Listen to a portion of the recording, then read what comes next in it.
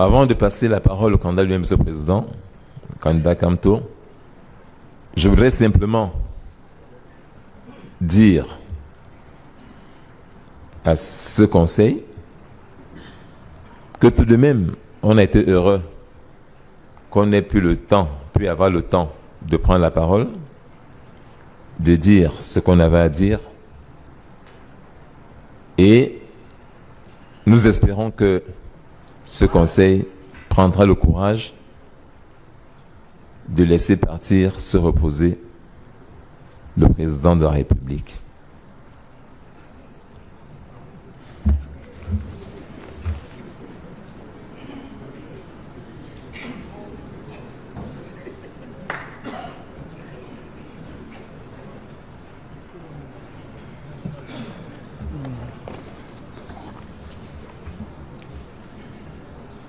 Monsieur le Président du Conseil constitutionnel, honorables membres du Conseil constitutionnel, mon nom est Kamto Maurice. Je suis né le 15 février 1954 à Bafoussam. Oh, Bafoussam, ça indique un lieu géographique au Cameroun, dont, suivant notre nomenclature ethnique, une ethnie. Oui, suivant cette nomenclature, je suis Bamileke. Mais je me suis toujours considéré comme Camerounais avant toute chose. D'abord en raison de mon itinéraire personnel.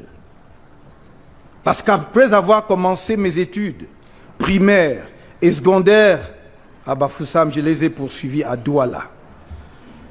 Et j'ai poursuivi mes études universitaires à Yaoundé. J'ai forgé tout au long de ce parcours des amitiés solides venant d'autres régions du Cameroun. Et ces liens profonds sont demeurés à ce jour. J'ai dans ma propre famille des lignées entières qui vont dans d'autres régions du Cameroun, dont je n'ai nul besoin de les citer ici. Certains auraient voulu, oh, honorables membres du Conseil, que je vienne ici m'excuser de mes origines ethniques. Que non. Parce que je pose depuis plusieurs années dans ce pays. Qui d'entre nous a choisi de naître là où il est né? Qui? Il m'est arrivé au long de la campagne de dire, dites-le, dites-moi, au sud, si pour être Boulou, il faut passer un concours, dites-moi quel concours, alors je vais le passer pour devenir moi aussi Boulou. Non, monsieur le honorable membre du Conseil, vous ne devez pas laisser que la pollution qui a enfumé et intoxiqué des mois durant la période d'avant la campagne et celle pendant la campagne, encore plus postérieurement à la campagne, étouffe notre cher et beau pays. Je ne vais pas m'excuser d'être Camerounais parce que je suis Camerounais. D'aucuns auraient voulu que je m'excuse d'avoir travaillé comme ministre de la République avec le président actuel, président sortant, M. Biya-Paul. Je confirme devant votre conseil que j'ai soutenu ma thèse de doctorat d'État à l'université de Nice un vendredi et le dimanche j'étais à Yaoundé parce que un jeune Camerounais de 49 ans venait d'accéder au pouvoir et je sentais qu'il était de mon devoir de venir lui apporter mon plus grand soutien. Je ne vais pas m'excuser d'avoir été ministre de son gouvernement parce que j'y ai donné le meilleur de moi-même là où il m'a placé et sur les dossiers qu'il a bien voulu me confier. D'aucuns auraient voulu que je m'excuse d'avoir démissionné de son gouvernement. d'avoir formé un parti politique et de m'être présenté comme candidat face à lui. Non, Monsieur le Président du Conseil constitutionnel, honorable membre du Conseil constitutionnel, je ne m'en excuserai pas. D'abord parce que, en tant que citoyen de ce pays, j'en ai pleinement le droit. Mais aussi et surtout parce que je crois très profondément que nous sommes à une phase de l'histoire de notre pays où il faut que nous ayons le courage de dire qu'il y a un temps pour toute chose.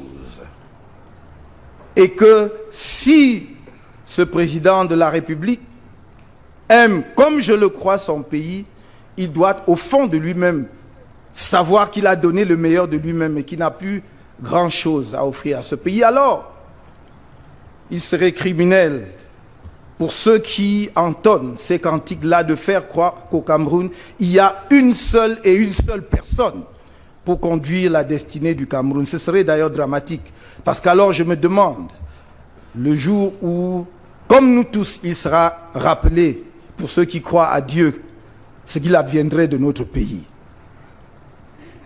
Honorables membres du Conseil constitutionnel, mes conseils vous ont exposé, munis de preuves irréfutables, les raisons pour lesquelles l'élection présidentielle du 7 octobre dernier doit être annulée, notamment dans les régions de l'Adamawa, de l'Est, de l'extrême nord, du nord-est, ouest, du sud, du sud-ouest, ainsi que dans certaines autres localités. Au moment où m'échoit l'honneur et le privilège de prendre la parole devant votre auguste juridiction, je regarde le faste de votre cour et j'espère contempler à l'issue de cette audience le lustre de votre décision. Mais en même temps, je ne puis m'empêcher de penser aux 25 millions de nos compatriotes qui, à cet instant même, ont le regard tourné vers le sommet de cette colline orgueilleuse où vous êtes appelés à écrire une page décisive de l'histoire nationale. Honorables membres du Conseil constitutionnel, lorsque le 8 octobre dernier, au lendemain du scrutin présidentiel de la veille, j'ai revendiqué la faveur des urnes. Je me fondais sur les résultats sortis des bureaux de vote. Dans l'Adamawa, j'ai gagné dans les arrondissements de Bankim et de Tignière. Dans la ville de Ngaoundéré, l'abstention était très élevée. Dans le centre, j'ai remporté dans 4 des 7 arrondissements que compte la capitale, à savoir Yaoundé 2, Yaoundé 3, Yaoundé 5, Yaoundé 6. À l'est, en dehors de la ville de Bertois, où j'étais en 2e position, tous mes représentants étaient chassés des bureaux de vote partout ailleurs. Dans l'extrême nord, aux environs de 22 heures, les informations du terrain m'avaient donné vainqueur dans les arrondissements de Touloum, Guidigis, Moulvoudaï et Tsiglao, dans le Mayokani, Kalfou, Dachika, Vélé, Kaikai, dans le Mayo Danaï. Dans le Diamaré, le RDPC a décidé de mettre hors des bureaux de vote par la force nombre de nos représentants jusqu'à 17h30, moins de 20% d'électeurs s'étaient déplacés pour voter. Dans le Mayo Sava, j'étais en tête après le décompte des voix. Dans le Mayo Tchanaga, malgré le fait d'une bande armée qui s'est emparée des bureaux de vote pour bourrer les urnes, des actes contre lesquels plusieurs de mes représentants ont été séquestrés à la gendarmerie pour avoir osé protester, je talonnais le candidat du RDPC après le dépouillement des votes. Dans le littoral, je gagnais largement dans toutes les villes du département du Mungo, je dis bien dans toutes les villes, dans la ville de Douala, et je venais en 3e position dans la Sadaga maritime. Dans le nord, je gagnais largement dans les arrondissements de Mayo-Oulo, de Demsa et dans le département du Faro et d'Eyo. Dans le nord-ouest et le sud-ouest, il n'y a pas eu d'élection, comme mes avocats l'ont clairement montré. À l'ouest, dès 21 h, nous avions tous les résultats, sauf le département du Noun, où nous gagnions partout avec une très large majorité dans la MIFI. Dans le sud, nous n'avons pu avoir aucun résultat, tous mes représentants ayant été exclus des bureaux de vote pour chasser comme des criminels, molestés sans aucun recours. Il faudra d'ailleurs qu'un jour, on se penche sur la question du statut du représentant, du candidat ou d'un parti dans les bureaux de vote, car voilà des personnes qui sont la clé de vote dans notre système, mais qui ne jouissent d'aucune protection, qui peuvent être jetés dehors, emprisonnés, sans qu'ils ne bénéficient d'aucune protection. Monsieur le Président du Conseil constitutionnel, honorables membres du Conseil, la victoire et la défaite sont les deux issues possibles d'une guerre, comme le succès et l'échec, celle de toute confrontation ou de toute compétition. Je n'ai jamais pensé qu'il m'était impossible de perdre l'élection présidentielle du 7 octobre dernier. Seulement, je me suis efforcé de mettre toutes les chances de mon côté, allant à la rencontre des populations camerounaises dans leur lieu de vie, au plus profond du pays. J'ai dû braver souvent les épreuves des routes impraticables et dangereuses pour les atteindre. J'ai partagé leur quotidien dans leurs habitations précaires, leurs repas sobers, leur manque d'eau potable, leurs habitations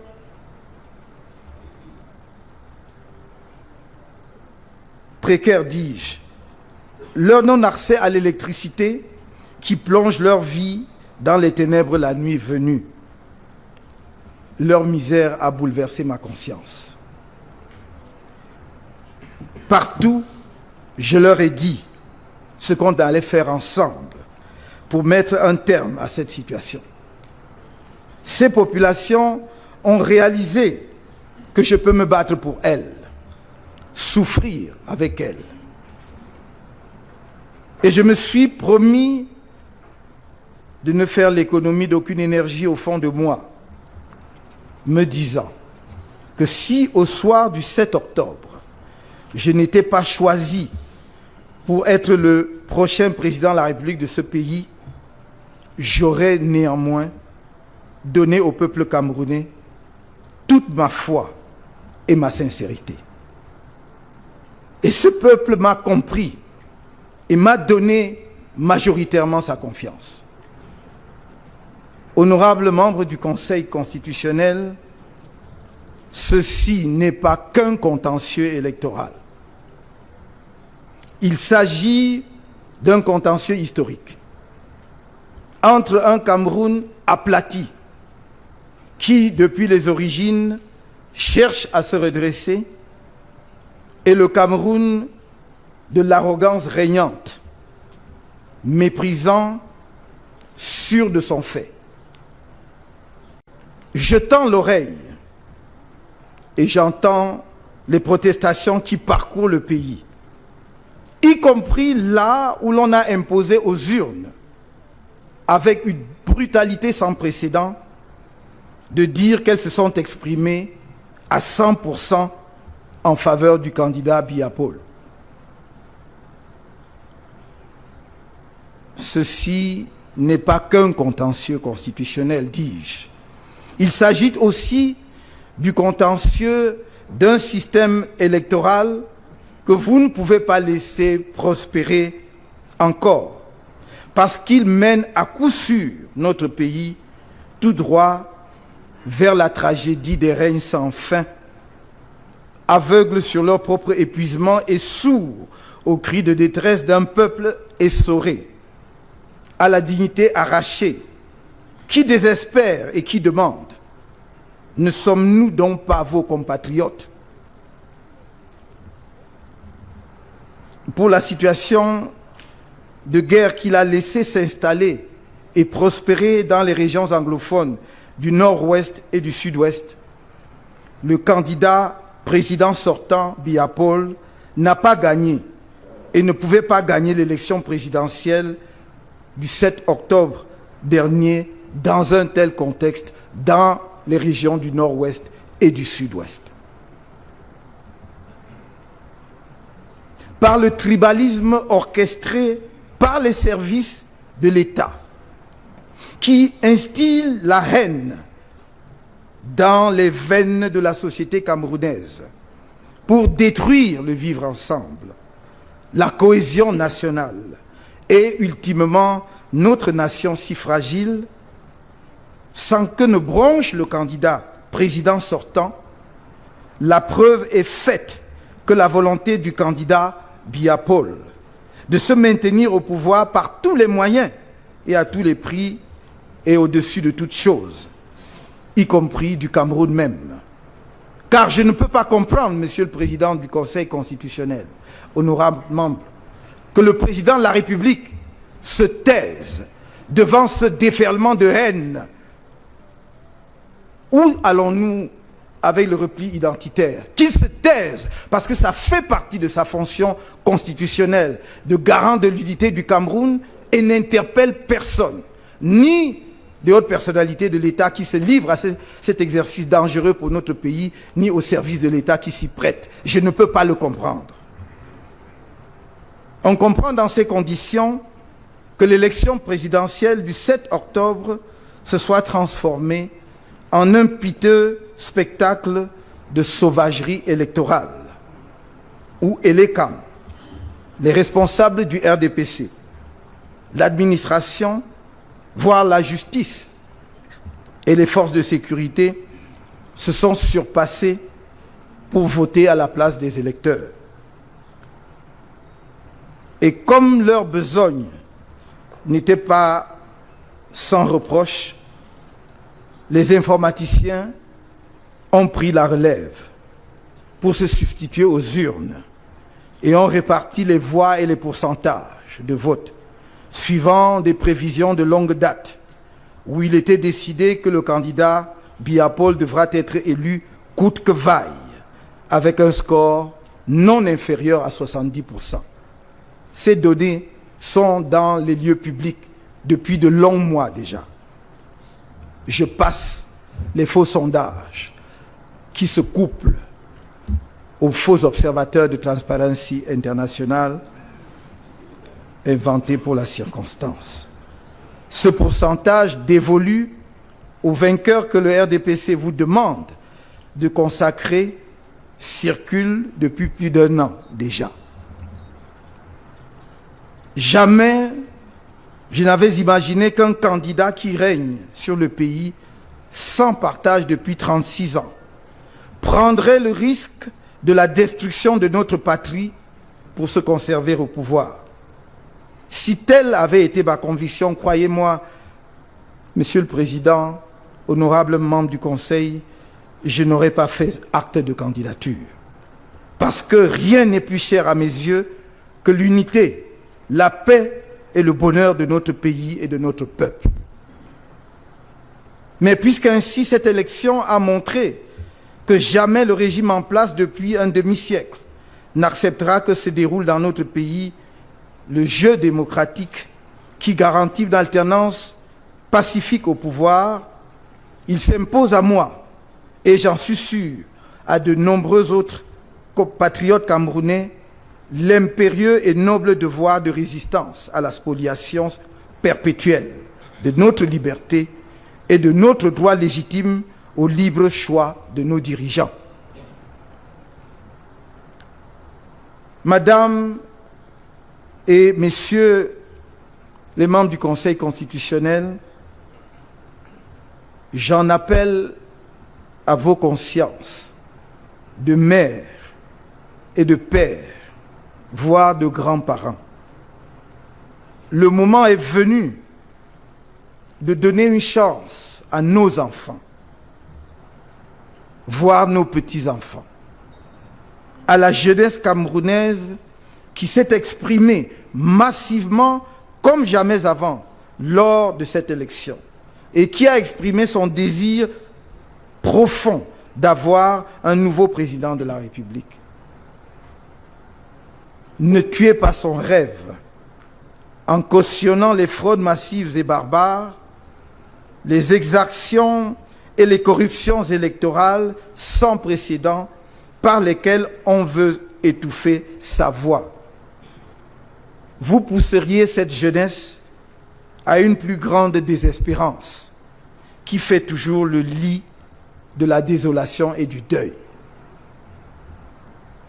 Le peuple camerounais est debout et nul ne le privera plus de la liberté pour laquelle nombre de fils et de filles de ce pays ont donné leur vie pour que nous soyons là aujourd'hui, debout, et que la parole nous soit accordée. Le peuple camerounais est debout. Et comme je lui ai déclaré partout où je suis allé à sa rencontre, jamais je ne le trahirai. Ici et maintenant, je renouvelle mon engagement à me tenir à ses côtés jusqu'à ce que se lève le jour nouveau que cette terre des douleurs appelle depuis si longtemps. À ses côtés, je me suis engagé pour Manga, Bouba, Ndanga, Atangana, Njoya, Wamba, Ekoka, Esoka, Ndifor, Akbor, Bele, Mbezele, Amadou, Mamadou, Salifou. Mon combat est un combat pour les plus petits, ceux qu'on ne voit jamais, qui souffrent et se taisent et qui doivent maintenant venir à la lumière. Face à la tragédie qui se déroule dans les régions anglophones du pays, j'ai proposé inlassablement ce qui demeure à mes yeux la seule voie de sortie de cette crise. Un dialogue sincère et inclusif. L'on m'a accusé de complicité avec les sécessionnistes. Tout au long de ma campagne électorale, j'ai tendu la main à chacun et à tous. Parce que je fais la politique sans haine aucune, ni le moindre désir de revanche. On m'a craché dessus en m'accusant d'arrogance. Lorsque sur la base des chiffres sortis des urnes dans les zones du pays où l'élection s'est déroulée de façon à peu près acceptable, le 7 octobre dernier, j'ai déclaré que j'avais eu la faveur des urnes. On m'a répondu par un discours de haine, méprisant et menaçant, parfois en me promettant le pire. L'inaptitude irrémédiable à l'ouverture, au dialogue, au respect d'autrui est, hélas, inscrite dans le patrimoine génétique de ce régime. Un écrivain a dit « Quand vous avez pour seul outil un marteau, pour vous, tout est un clou. Et donc, votre réflexe est de cogner. Mais rien n'y fera de ma détermination à tenir mon engagement de fidélité aux Camerounais. Le peuple camerounais est mon seul directeur de conscience. Il est mon seul patron. Il m'a vu à l'œuvre. Quand bien même tout était fait pour qu'il ne me voie pas et qu'il ne m'entende pas. Il m'a éprouvé de différentes façons et m'a fait l'insigne honneur de m'investir comme son premier choix dans les urnes le 7 octobre dernier.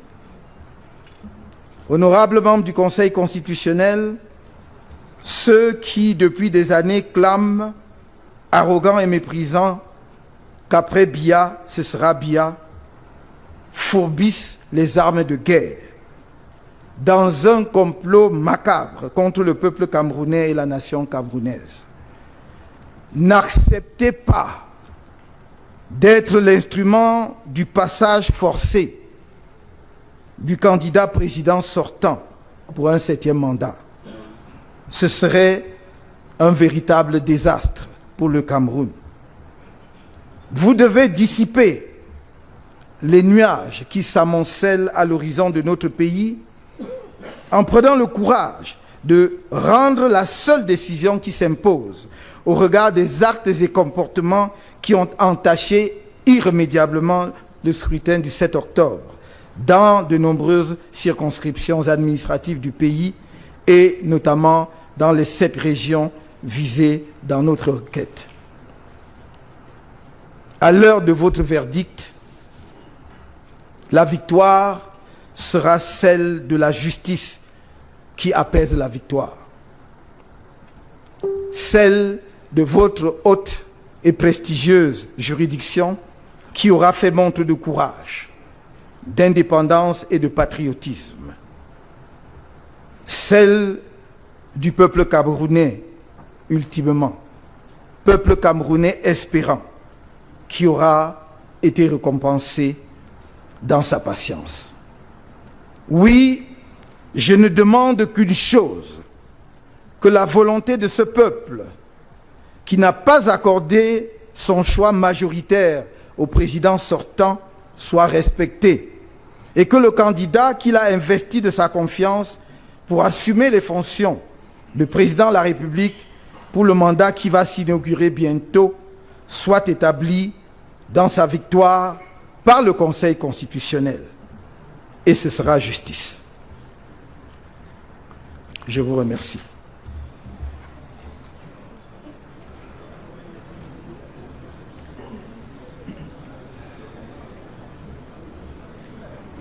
Candidat récurrent. On va passer à l'ELECAM.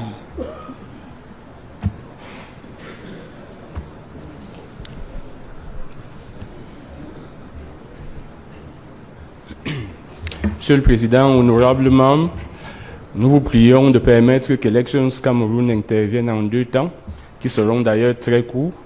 Le directeur général des élections aura un petit propos